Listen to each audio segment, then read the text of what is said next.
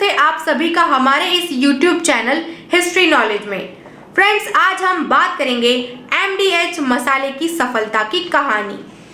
ये video start करने से पहले आप सभी से विनती है कि आपने अभी तक हमारे चैनल को सब्सक्राइब नहीं किया है तो सब्सक्राइब कीजिए, बेल आइकन को दबाइए ताकि हमारी नई आने वाली वीडियो आप सबसे पहले देख पाए। तो चलिए शुरू करते हैं। दोस्तों, आज मैं मसाला वाले के मिसाल बनने की कहानी आपसे शेयर कर रही हूँ। यह कहानी महाशय धर्मपाल गुलाटी की, जो कभी अपने जीवन निर्वाह के लिए तांगा चलाते थे और आज मसाला किंग, मसालों के बादशाह के नाम से मशहूर है।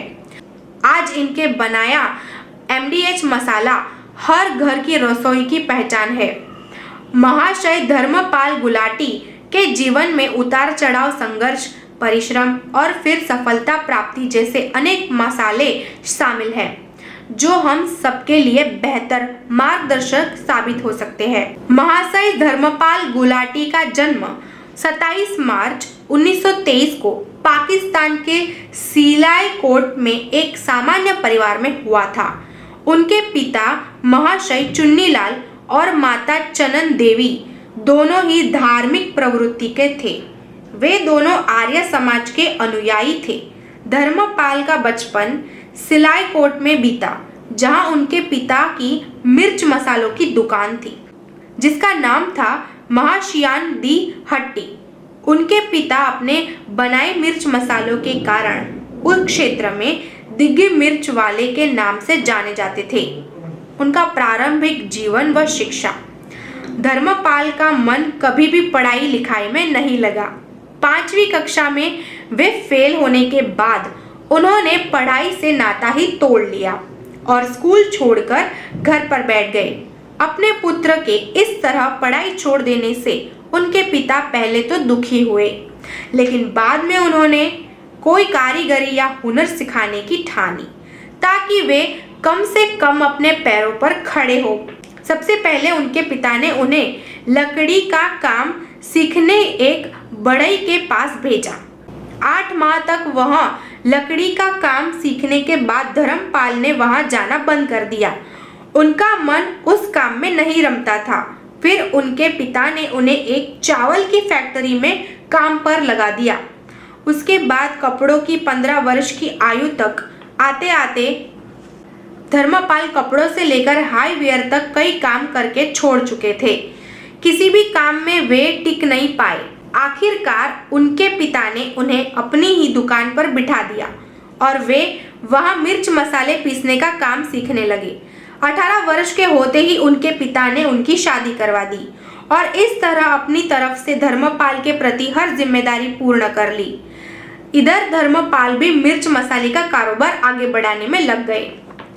देश विभाजन का धर्मपाल के जीवन पर प्रभाव।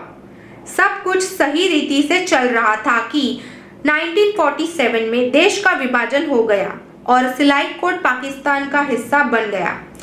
देश विभाजन के उपरांत पाकिस्तान में दंगे भड़क उठे, जिनमें कई हिंदुओं को जान से मार दिया गया, कई दुकानों को लूट लिया गया और उनको अत्याचार किए गए।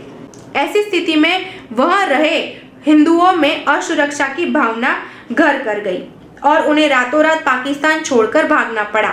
धर्मपाल भी सिलाईकोट छोड़कर भारत आने के लिए निकल गए।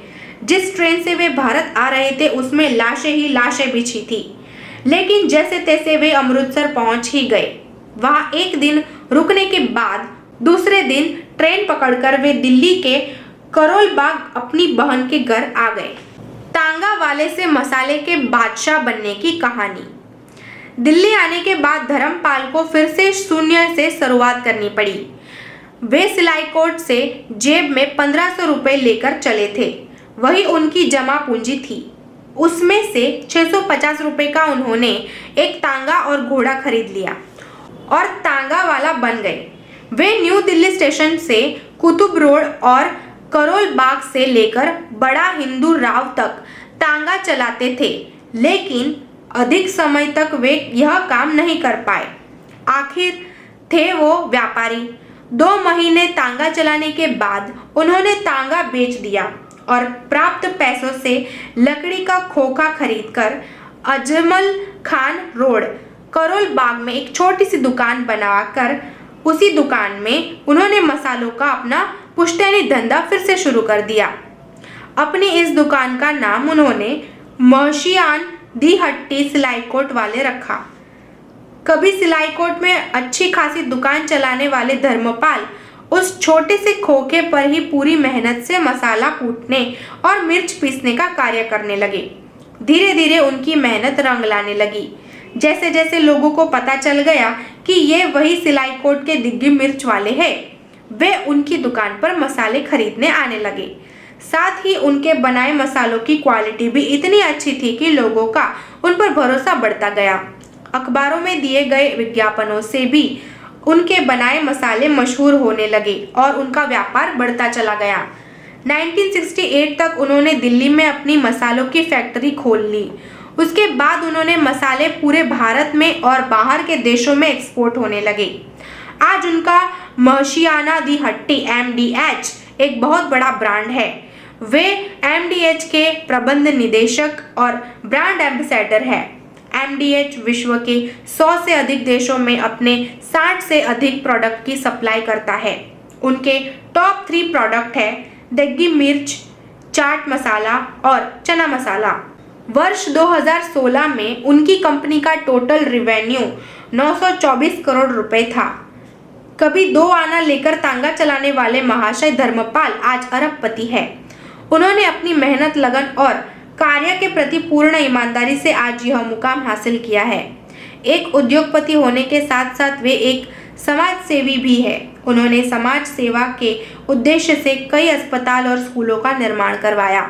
मसाला किंग के नाम से जाने जाने वाले महाशय धर्मपाल ने अपने जीवन का एक फलसफा बनाकर रखा है। हमारी आज की वीडियो आपको पसंद आई हो तो अपने फ्रेंड्स के साथ जरूर शेयर करें, बेल आइकन दबाएं और चैनल को सब्सक्राइब करें और कमेंट बॉक्स में जरूर बताएं। धन्यवाद।